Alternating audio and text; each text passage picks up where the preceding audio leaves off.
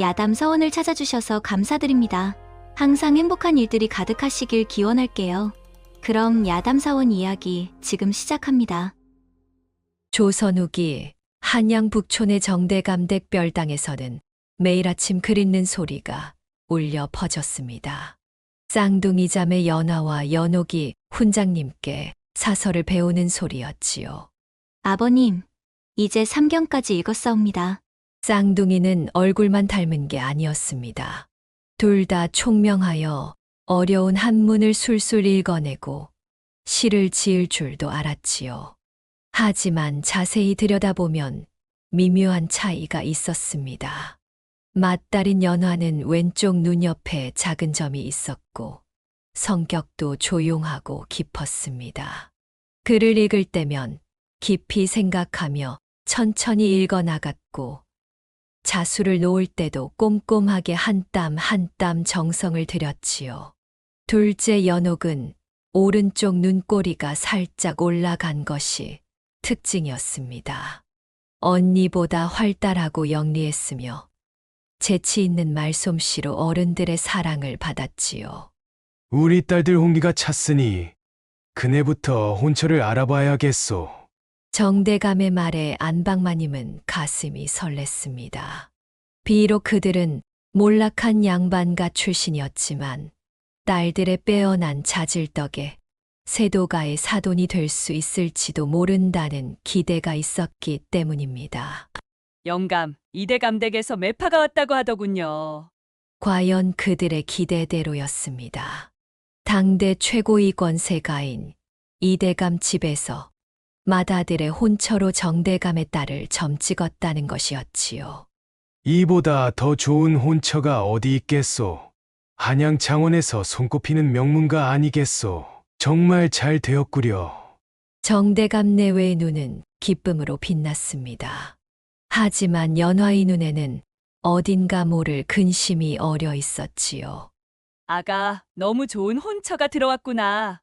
이제 우리 집안도 한양 장안에서 손꼽히는 가문이 될 터이니?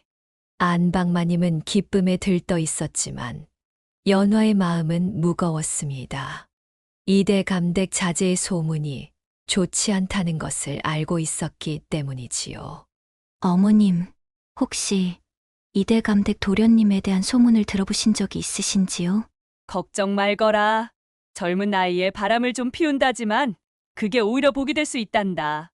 그런 남정네들이 한창 젊어서 풍류를 즐기다가도 혼이 나면 달라지는 법이란다. 하지만 연화의 예감은 틀리지 않았습니다.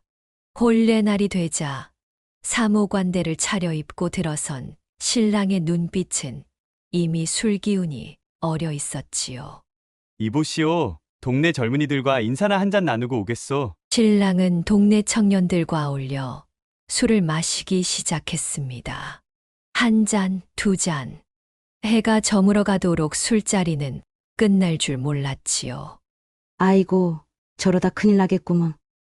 예굿간 할멈의 걱정스러운 말처럼 일은 더 나쁜 방향으로 흘러갔습니다. 신랑은 급기야 저작거리 기생집으로 발걸음을 옮겼고 달이 중천에 떴는데도 돌아올 기미가 보이지 않았습니다. 별당에서는 연화가 초조하게 신랑을 기다리고 있었습니다. 처음으로 보는 첫날 밤에 대한 설렘과 두려움이 교차하는 가운데 시간은 점점 더 깊어만 갔지요. 일을 어찌하면 좋단 말인가. 정대감 안방마님은 발만 동동 굴렀습니다. 결국 행랑아범과 마당쇠를 불러 신랑을 찾아오라 했지요. 명월관 앞 달빛만이 어둠을 밝히는 거리에서 행랑아범과 마당쇠는 담벼락에 기대어 잠든 한 사내를 발견했습니다. 새못이 두루마기를 입은 그의 모습이 낮에 본 신랑과 비슷했지요. 아이고, 새서방님이 여기서 주무시다니. 여기서 주무시면 안 됩니다요. 하지만 그들이 발견한 사람은 신랑이 아닌 저작거리의 한 건달이었습니다. 그는 과부와 기생들을 상대로 살아가는 한량이었지만 얼굴은 범상치 않게 잘생겼고 풍채도 당당했지요. 어이구, 일이 무거우실 수가 있나. 어서 신방으로 모셔야겠네. 어둠 속에서 취객을 부축해온 그들은 신방문을 열었습니다. 촛불 하나 없는 방 안에서는 연화가 가슴 졸이며 기다리고 있었지요. 아이고, 새 신랑님께서 과하게 취하셨나 봅니다. 편히 쉬시지요. 건달은 수정과를 벌컥벌컥 들이켰습니다. 취기가 오른 그는 어둠 속에서 신부의 옷고름을 풀기 시작했지요. 연화는 부끄러움에 눈을 감았고 하얀 요위에는 선홍빛 처녀의 증표가 남았습니다. 아직 동이 트지 않았으니 시간이 많구려. 건달은 다시 한번 신부를 끌어안았습니다. 그의 거친 숨결과 달콤한 향기가 어우러진 밤이었지요. 하지만 날이 밝아오자 모든 것이 드러났습니다. 아침 햇살이 비치는 방 안에서 연화는 자신의 옆에 누운 남자가 낯선이임을 알아챘지요. 애구머니나 어머님 어서 여기 좀 와보셔요. 아니, 이게 웬 변계란 말이냐? 정대감 안방마님의 비명소리에 온 집안이 발칵 뒤집혔습니다. 잠에서 깬 건달은 상황을 파악하고는 당황했지만 이상하게도 그의 눈빛에는 연화를 향한 연민이 깃들어 있었지요. 이놈을 당장 포박하라! 하인들이 건달을 결박해 광에 가두는 동안 연화는 별당으로 쫓겨나 이불을 뒤집어 쓴 채 흐느꼈습니다. 그때 쌍둥이 동생 연옥이 살며시 별당 문을 열었지요. 언니, 이게 무슨 일이야? 이걸 어쩌면 좋아. 연호가, 이제 난 끝났어. 이대감 된 며느리는커녕 누구에게도 시집갈 수 없게 되었어. 그때였습니다. 밖에서 소란스러운 소리가 들렸습니다. 진짜 신랑이 동네 청년들의 부축을 받으며 돌아온 것이었지요. 어서 신방으로 모시세요. 밤새 기다리고 계셨을 신부가 있지 않습니까? 연화는 절망에 빠졌지만 연옥의 눈에서는 결연한 빛이 번쩍였습니다. 언니, 내가 대신 들어갈게. 연호가, 그게 무슨 말이야? 걱정 마. 우리는 쌍둥이잖아. 누구도 알아채지 못할 거야. 연옥은 재빨리 언니의 옷으로 갈아입고 신방으로 향했습니다. 취기가 가시지 않은 신랑은 아무것도 눈치채지 못했지요. 밤새도록 기다리게 해서 미안하오. 아니옵니다, 서방님. 그날 밤 연화는 광으로 몰래 찾아갔습니다. 건달은 포박당한 채로 있었지만 그의 눈빛은 이상하게 평온해 보였지요. 날이 깨서는 어찌 저작거리에 한량이 되셨습니까? 연화의 물음에 건달은 쓴웃음을 지었습니다. 본래 저도 양반 집자재였소이다. 하지만 아버지께서 영모에 휘말려 집안이 몰락한 후 이렇게 되었지요. 그의 이름은 윤상철, 한때 이름난 가문의 자제였다고 합니다. 그의 말투와 풍채가 범상치 않았던 이유를 연화는 그제야 알았지요. 저와 함께 가시렵니까? 떨리는 목소리로 연화가 물었습니다. 상철은 잠시 망설이다 고개를 끄덕였지요. 개성으로 가시지요. 그곳이라면 아무도 우리를 찾지 못할 것입니다. 그날 밤 추적추적 내리는 가을비를 맞으며 두 사람은 도망쳤습니다. 안방마님이 몰래 챙겨준 폐물과 정대감이 연화에게 준 돈을 미천으로 그들은 개성으로 향했지요. 한편 연옥은 이대감의 며느리가 되어 호사로운 생활을 시작했습니다. 하지만 그녀의 남편은 날이 갈수록 방탕해져 갔고 드넓었던 논밭도 하나둘 남이 손에 넘어가기 시작했지요. 여보, 이번에는 제발. 시끄럽소. 내일이면 큰 돈을 만질 수 있다니까. 도박과 기생에 빠진 남편은 결국 처가의 재산까지 날리고 말았습니다. 정대감 내외는 순식간에 모든 것을 잃고 문중제실로 거처를 옮겨야 했지요. 10년의 세월이 흘렀습니다.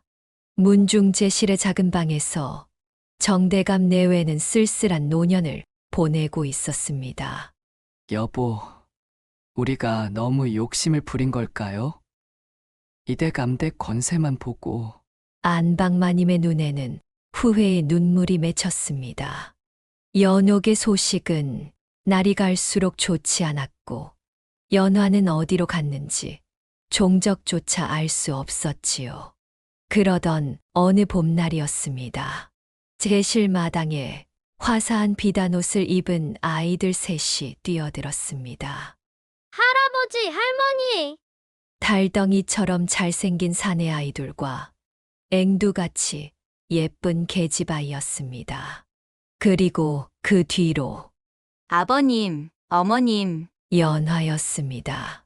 세월은 그녀를 더욱 성숙하게 만들어 놓았고 그 옆에 상철은 더 이상 한량의 모습이 아닌 듬직한 상인의 풍모를 갖추고 있었지요. 여기가 바로 외할아버지, 외할머니 댁이란다. 와, 할아버지 댁이 정말 크네요. 아이들은 제시를 궁궐처럼 신기해했습니다. 그들의 순수한 눈에는 초라한 제실도 대궐같이 보였나 봅니다. 저희는 개성에서 인삼장사를 시작했습니다. 처음에는 작은 가게로 시작했지만 상철이 마르리였습니다.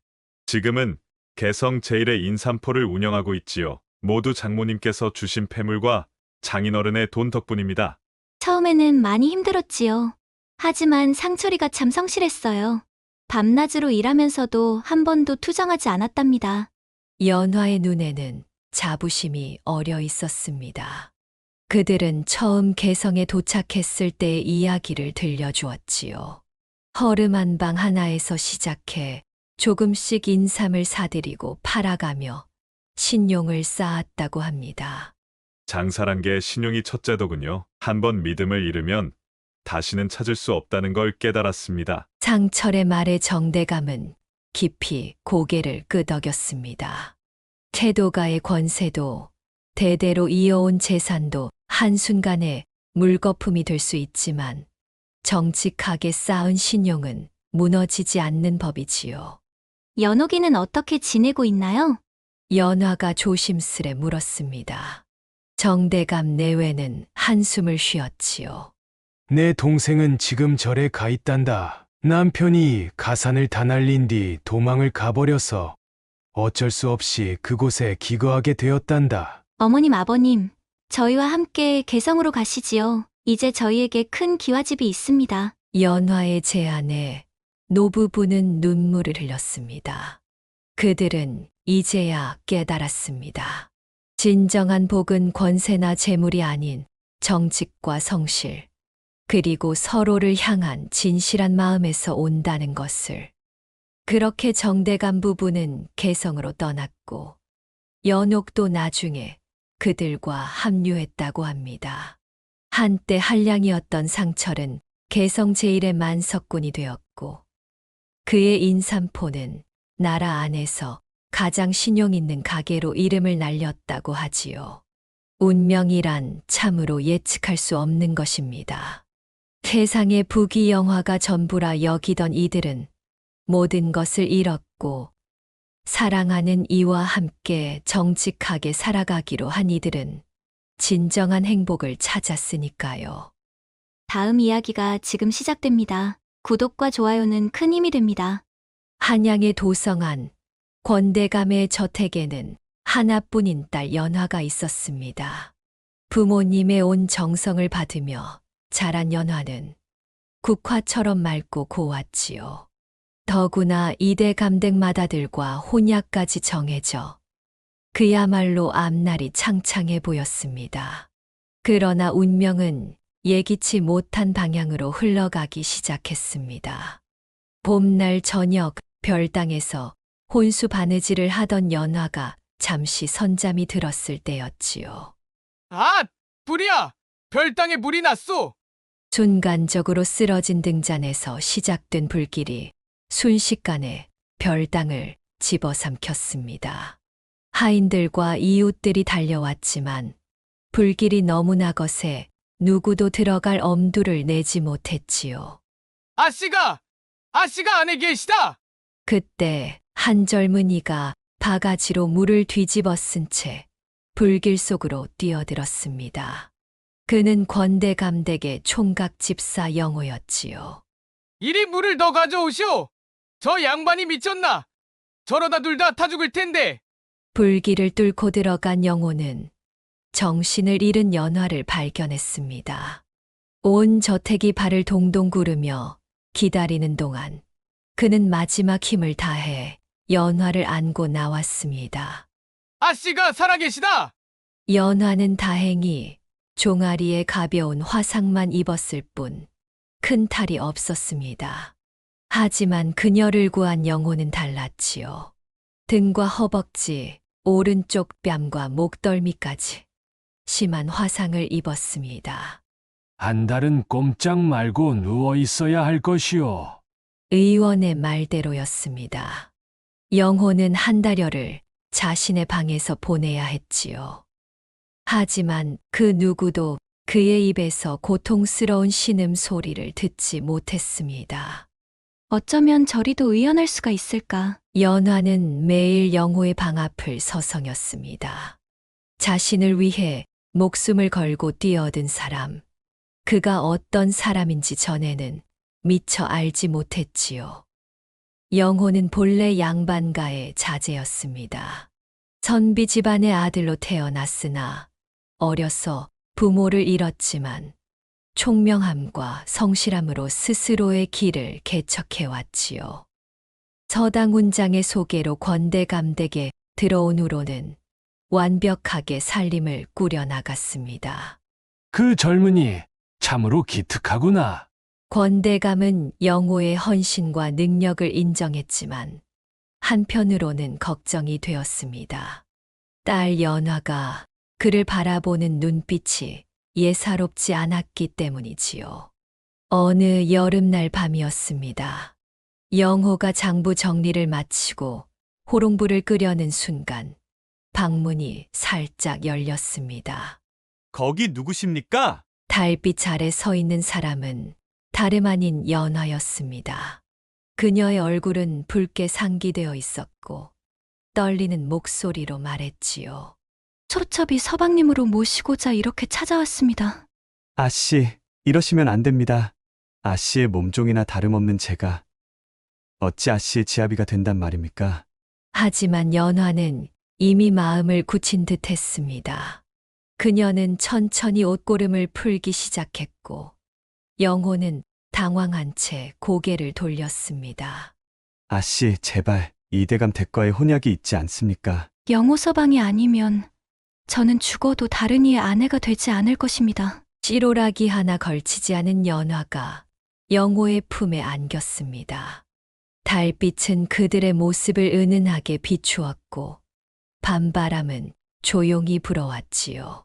이튿날 아침 연화는 과감한 결정을 내렸습니다. 머리를 올려 비녀를 꽂고 사랑방으로 향했지요.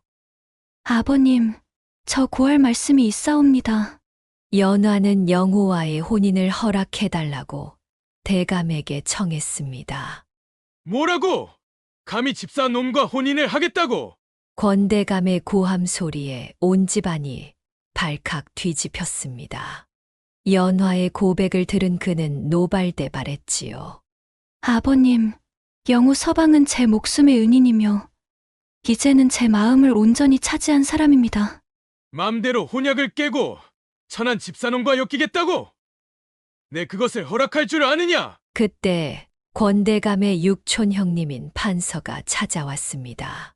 그는 이 집안의 지혜로운 조언자로 소문난 분이었지요.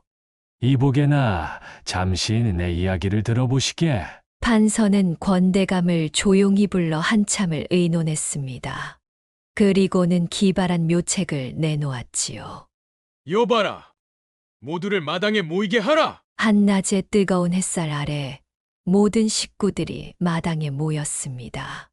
권대감은 영호를 마당 가운데 세우고 종이 2장을 들어 보였습니다. 내가 진정 내 딸을 사랑한다면 목숨까지 걸 수 있겠느냐? 네, 대감마님, 연하 아씨를 위해서라면 이 목숨이라도 기꺼이 바치겠습니다. 영호의 대답은 조금의 망설임도 없었습니다. 들어보거라. 내 손에 있는 이 두 장의 종이패 중 하나는 혼인이요. 하나는 죽음이다. 내가 선택한 패가 혼인이면 너는 내 사위가 될 것이고 죽음이면 너는 목숨을 내놓아야 할 것이다. 권대감의 음성이 마당에 쩌렁쩌렁 울렸습니다. 모인 사람들은 숨을 죽였고 연화는 가슴을 부여잡은 채 떨고 있었지요. 영호는 잠시 권대감의 두 손을 바라보았습니다. 왼손과 오른손 각각 접힌 종이패를 쥐고 있었지요. 그의 눈빛이 순간 반짝였습니다. 선택하겠습니다. 영호는 천천히 다가가 권대감의 오른손에 들린 종이패를 집어들었습니다. 그리고는 망설임 없이 그것을 입에 넣어 씹어 삼켰지요. 순간 마당이 숨죽였습니다. 영호는 차분한 목소리로 말했습니다. 대감마님의 왼손에 들린 패를 펴보시지요. 만약 그것이 혼인이라면 제가 방금 삼킨 것은 죽음이란 뜻이니 저는 기꺼이 목숨을 내놓겠습니다. 영호의 말에 권대감의 눈빛이 흔들렸습니다. 그는 천천히 왼손의 종이패를 펼쳤고 이내 큰 소리로 외쳤습니다. 여봐라. 10월 상달에 혼인 날짜를 잡도록 하여라. 그날 밤 권대감은 자신의 서재에서 아직 펴보지 않은 종이패를 꺼내보았습니다. 그리고는 쓴웃음을 지었지요.